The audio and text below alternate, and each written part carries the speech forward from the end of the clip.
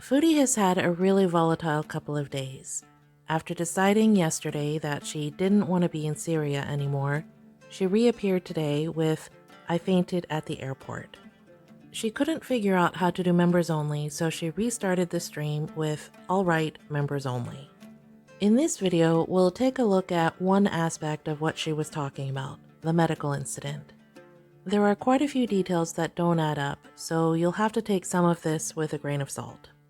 As a bit of background, Foodie has uncontrolled type 2 diabetes. She's been off of her Lantus, or daily insulin, for months now, ever since Kuwait. As of the end of last month, she said she put herself back on her insulin, but she wasn't very clear on the details, so that's kind of fuzzy.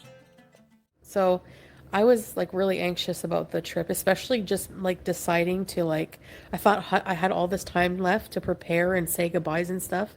And now I only have not even a day. I fell asleep at 5 in the morning and I had to leave here at 11:30 because it's an hour and a half to the airport. So, um, and I don't like to eat, and that was my mistake.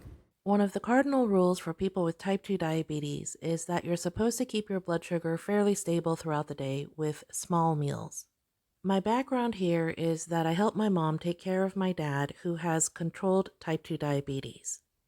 I didn't eat because I don't want to be having to run to the washroom when the washrooms are scarce, and I hate airplane washrooms. So I tried not to eat or drink too much. Now, I clipped this way down, but Foodie did describe walking in the Damascus airport, so as you know, that's a lot of extra exercise. If you saw my last video, then you know that she's only comfortable walking about 2 minutes at a time. So I go through, they do that thing where they rip your boarding pass.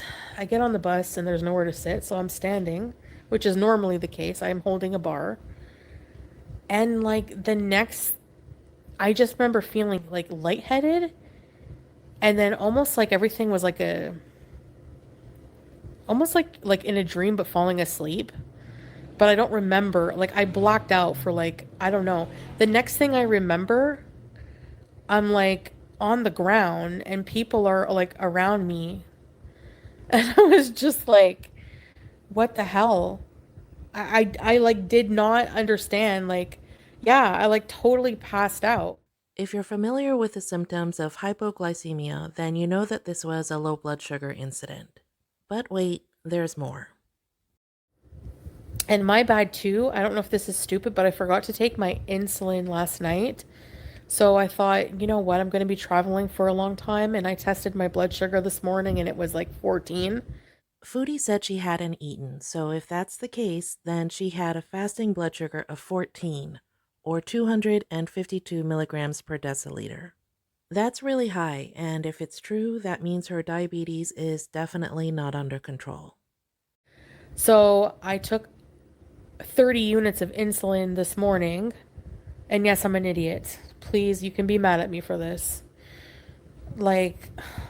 Anyway. And I didn't eat. I thought that would lower my blood sugar. I was afraid. Okay, so here's where we have to get a little technical.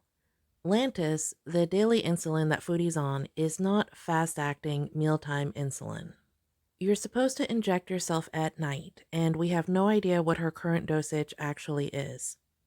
According to the medication website, a person at 350 pounds should have 31 units, but that's over time. You have to work up to that full dose. The recommended starting dose of Lantus for patients with type 2 diabetes is up to 10 units once daily.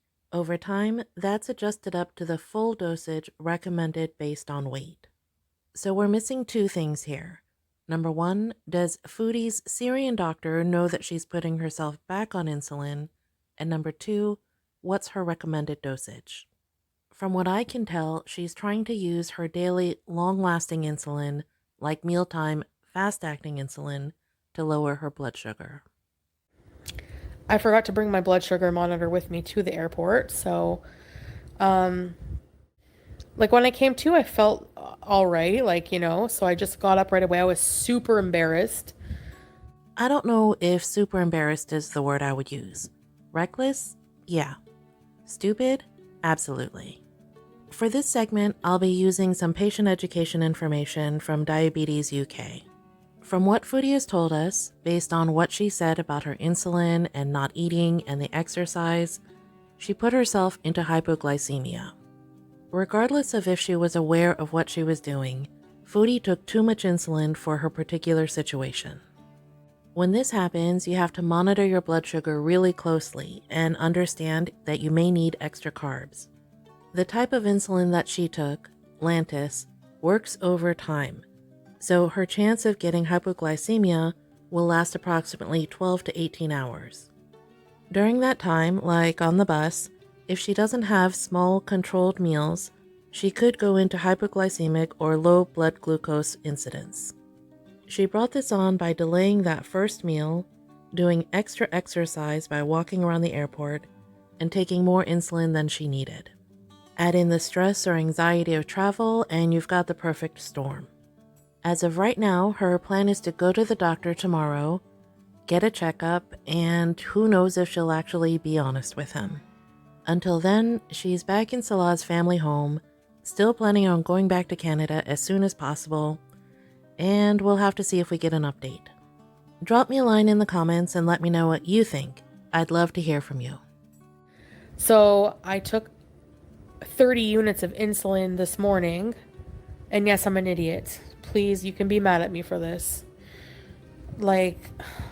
Anyway, and I didn't eat. I thought that would lower my blood sugar. I was afraid,